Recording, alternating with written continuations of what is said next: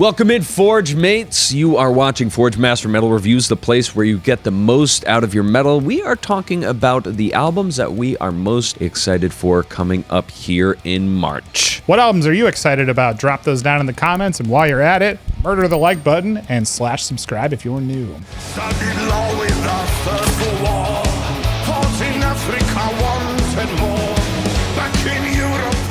Starting with March 4th, we have Sabaton, the War to End All Wars. I mean, I'm not gonna not play it, but I think that there's gonna be a lot of albums that I'm gonna play before this one, but I think it's worth talking about. I truly don't understand why Sabaton are so huge, but to be honest, from the singles I've heard so far, kind of excited to check it out at least. Yeah. The Flower Kings by Royal Decree, Swedish progressive rockers are back. From the single that I heard on YouTube, it's just more mastery from this band. It's prog. If it's not really your thing to listen to prog, then you probably won't like this. Yeah, I've actually never heard of this band, but I actually really enjoy the way that Swedes approach prog, so I'll probably get around to it. Kuolemanlaakso. Kuosuumu. Anyways, we are getting some more, sorry to butcher that, I'm embarrassing, but whatever. We are getting some more Finnish death doom fronted by Mikko of Swallow the Sun. Last album that I dug from these guys was in 2014, so this will be cool.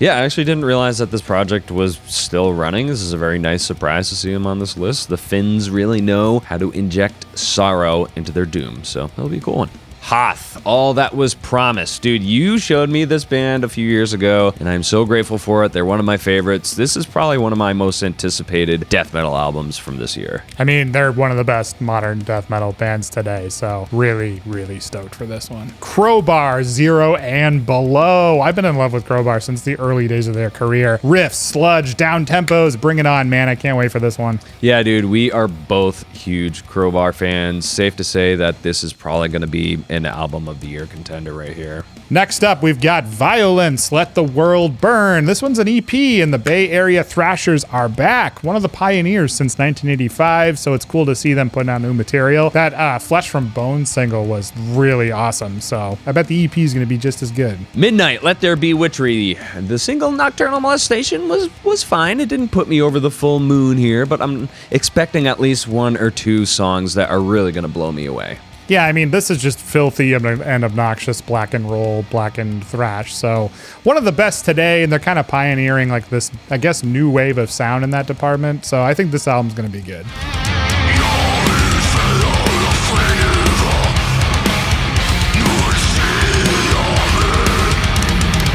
Getting into 11 March, Vanir, Sagas, Danish Viking melodic death metal warriors are back. If you're missing that Viking mellow death sound, do not miss this one. It's actually a pretty underrated band in my opinion. Yeah, for sure. I think this is going to be a strong release in the melodic death metal category. And if, like you said, you're missing some of that Viking mellow death in your life, keep your ears out for this one. Arkaik, Labyrinth of Hungry Ghosts, the heavy hitters in progressive technical death metal genre. The single Wayward Opulence is pretty fucking sick, so this should be a fun one.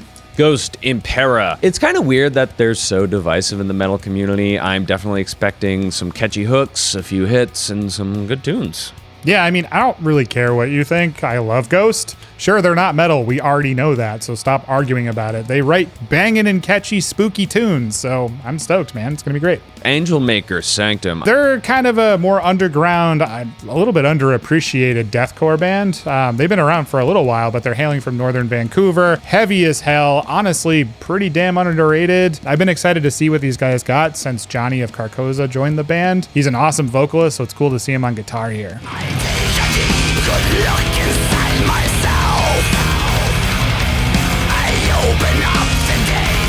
Now we got 18 March, Dark Funeral, We Are the Apocalypse. It's Dark Funeral, it'll be grim riffs and blast beats, so it'll be fun. Yeah, man, for everyone who's triggered over Ghost releasing an album, Dark Funeral's here to save you with the real metal. Okay. Agathodaimon, The Seven. It's so cool to see that these black metal masters are back in the fold. I loved their debut back in the 90s, Black and the Angel in 1998. So it's really awesome to see them just coming back with a fury on Napalm Records too. It's a perfect fit. That single that they have up now is blistering. Yeah, great to see this band still at it, especially since the goth metal playing field is very, very quiet right now. This should be a cool record. Extinction AD, the culture of violence. This band is just in your face, straight up killer riffs and brutality. If you're missing that kind of Pantera groovy metal sound, you'll be right at home here. And it's kind of cool that they're releasing this on Unique Leader. So I would love to see this band live, and I can't wait to hear this one. Stabbing Westward, Chasing Ghosts. Yo, I am low-key really excited for this one. Darkest Days is like one of my favorite records of all time. It's been about 20 years since this band put anything out. Kind of cool.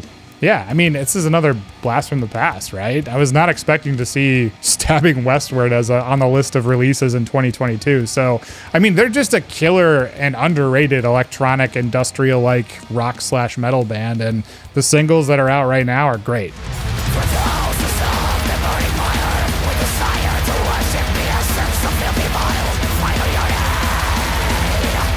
March 25th. Kvaen, The Great Below. This is an album that you should not be sleeping on if you like the blackened speed scene.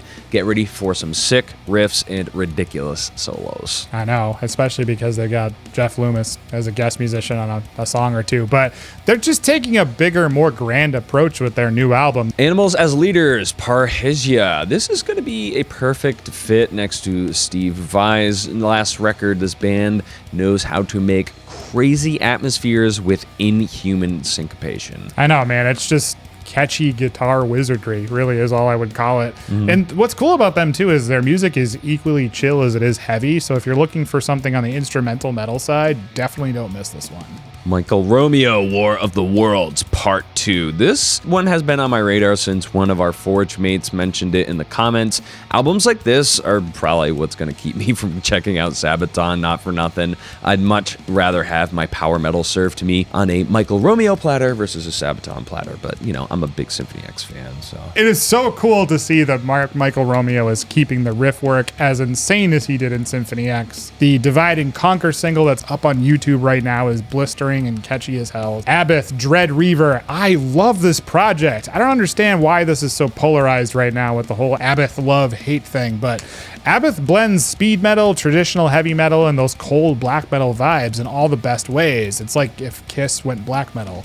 And the singles are awesome. Abath is invoking some serious Lemmy vibes with his blackened vocals too, so I think it's going to be pretty cool. Yeah, man, there's some great hype around this. I think it's warranted. You know, Abath has always come out and said how much he loves classic metal and that sort of stuff. So is anyone really surprised? You shouldn't be. Falls of Rorus, Key to a Vanishing Future. I just came back from a weekend getaway from Portland to refresh my spirit, and I gotta say that there's something about that beautiful city by the sea that just really combines everything I love about New England in one place. This band is going in a new direction, and I gotta say that while I enjoy their previous stuff, I think if they were to take the same approach in 2022, it would be very stale. So good on you guys for getting out of your comfort zone and realizing, let's do something a little different. I'd completely agree with you. I mean, it's their 6th full length now. They've obviously mastered their sound in so many different ways. So why not take a modern approach, do something new with it? And from the single that I heard online, it sounds completely new and innovative. So this is going to be great. Night Demon, the Year of the Demon. Yes.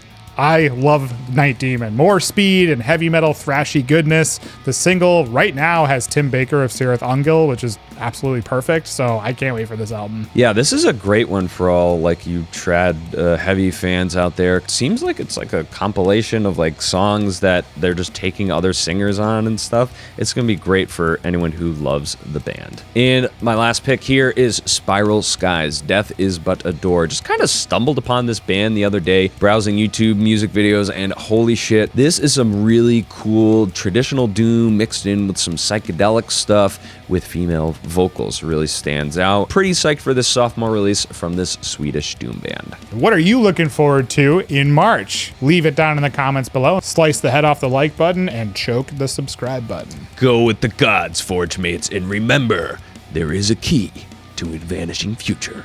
Take care. See you guys next time.